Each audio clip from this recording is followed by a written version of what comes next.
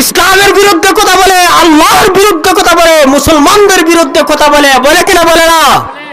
পরিষ্কার ভাবে আমরা জানিয়ে দিতে চাই, অনাস্তিক মুরতাদেরা নবীর বিরুদ্ধে যারা কথা বলবে, ইসলামের বিরুদ্ধে যারা কথা বলবে, আল্লাহর বিরুদ্ধে যারা কথা বলবে, প্রয়োজন হয় আমাদের জীবন দিব, কিন্তু নাস্তিক মুরতাদদের কাছে আমরা কোনোদিন মাথা নত করব না। ঠিক না বেঠিক? সাথে সাথে তিনি জবাব দিয়ে দিলেন।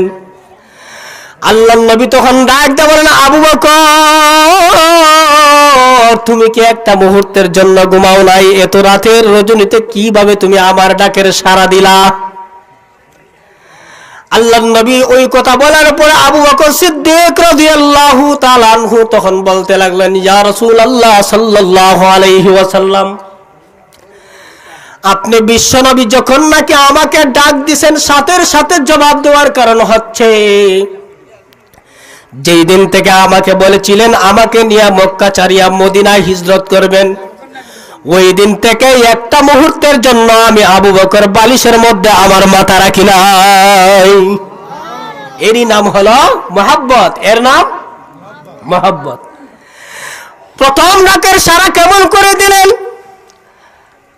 আবু বকর সিদ্দিক রাদিয়াল্লাহু আনহু বললেন, ইয়া রাসূলুল্লাহ, একটা মুহূর্তের জন্য ঘুমাই নাই।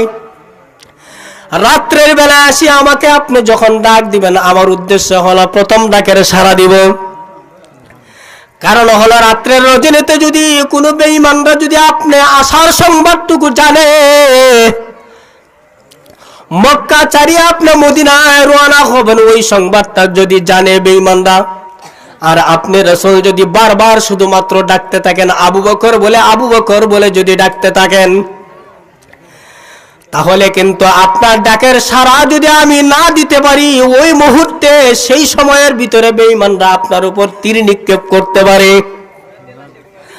আপনাকে কোনো আঘাত করতে পারে, যাতে করি আপনার উপর কোনো বেঈমান কোনো আক্রমণ করতে না পারে।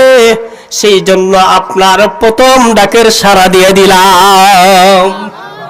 এরই নাম হলো মহব্বত। মহব্বত কারে হয়? এই কারণে নবীজি বলেন, লা ইউমিনু আহাদুকুম হাত্তা আকুনা আহাব্বা ইলাইহি মিন ওয়ালিদিহি ওয়া ওয়ালাদিহি ওয়ান নাসি আজমাইন। ততক্ষণ পর্যন্ত সত্যিকারে মুমিন হতে পারবা না, ততক্ষণ পর্যন্ত সত্যিকারে ঈমানদার হইতে পারবা না, যতক্ষণ পর্যন্ত আল্লাহর নবীকে নিজের মা বাবা আত্মীয় স্বজনের চাইতে সকলের চাইতে রাসূলকে যতক্ষণ পর্যন্ত মহব্বত না করেছেন, ততক্ষণ পর্যন্ত সত্যিকারে ঈমানদার হওয়া যাবে না। আচ্ছা, আল্লাহর পয়গম্বর বিশ্বনবী রাহমাতুল লিল আলামিনকে নিয়ে যখন নাকি মদিনার পথে তিনি রওনা দিবেন, আবু বকর সিদ্দিক রাদিয়াল্লাহু তাআলা আনহু একবার দেখা যায় ডান দিকে চলে যান, আবার দেখা যায় বাম দিকে চলে যান, আবার দেখা যায় সামন দিকে চলে যান, আবার দেখা যায় পিছন দিকে চলে যান। আল্লাহর নবী তখন বলতে লাগলেন, ও আবু বকর, তুমি একবার সামনের দিকে কেন যাচ্ছ, আর একবার পিছন দিকে কেন যাচ্ছ, আর একবার পাছন, আবার তুমি সামনের দিকে কেন যাচ্ছ, ডান দিকে বাম দিকে কেন যাচ্ছ? তার কারণ কি? আবু বকর সিদ্দিক রাদিয়াল্লাহু আনহু বলেন, ইয়া রাসূলুল্লাহ, ইয়া হাবিবাল্লাহ, আমি একবার সামনের দিকে যাওয়ার কারণ হচ্ছে, এবং একবার বাম দিকে যাওয়ার কারণ হচ্ছে, আর একবার পাছন দিকে যাওয়ার কারণ হচ্ছে আল্লাহর নবী, কারণ বেঈমানরা যদি সামন দিক থেকে যদি কোনো একটা তীর নিক্ষেপ করে, যাতে করে আপনি বিশ্বনবীর উপরে যাতে করে ওই তীরের আঘাতটুকু আপনি বিশ্বনবীর উপরে না পড়িয়া আমি আবু বকরের উপরে যেন পড়িয়া যায়, আমি আবু বকরের গায়ের মধ্যে যেন পড়ে যায়, এই জন্য আমি সামনের দিকে হাঁটছি। কারণ হলো আমি আবু বকর কাটতে আপনার গায়ের মধ্যে একটা ফুলের একটা টুকরা আপনার গায়ের মধ্যে পড়বে, আমি আবু বকর বরদাস্ত করতে পারবো না। ওগো নবীজি, আপনি তো বলেছেন, লা ইউমিনু আহাদুকুম হাত্তা আকুনা আহাব্বা ইলাইহি মিন ওয়ালিদিহি ওয়া ওয়ালাদিহি ওয়ান নাসি আজমাইন। ততক্ষণ পর্যন্ত সত্যিকারে মুমিন হওয়া যাবে না। যতক্ষণ পর্যন্ত বিশ্ব নবীকে নিজের মা বাবা আত্মীয় স্বজনের চাইতে সকলের চাইতে যতক্ষণ ভালো না বাসছ, ততক্ষণ পর্যন্ত মুমিন হওয়া যাবে না। আজকে দেখা যায় নাস্তিক মুরতাদরা নবীর বিরুদ্ধে কথা বলে, বলে কিনা বলে না?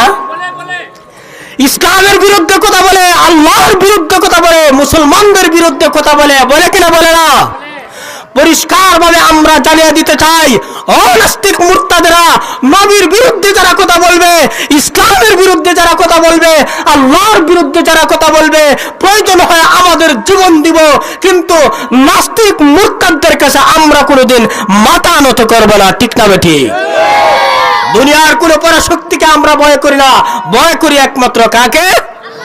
হ্যাঁ, আল্লাহু রাব্বুনা মুহাম্মাদুন নাবিয়ুনা, আল্লাহু রাব্বুনা মুহাম্মাদুন নাবিয়ুনা, নাহনু নুতিউহুমা, নাহনু কুল্লুদুল ইসলাম, কানুন্নাহু সিনজারমান, লা নাখাফু আমেরিকা ওয়ালা নাখাফু রাশিয়া, লা নাখাফু ফিলিস্তিন ওয়ালা নাখাফু ইন্ডিয়া, লা নাখাফু আমেরিকা, লা নাখাফু বাংলাদেশ।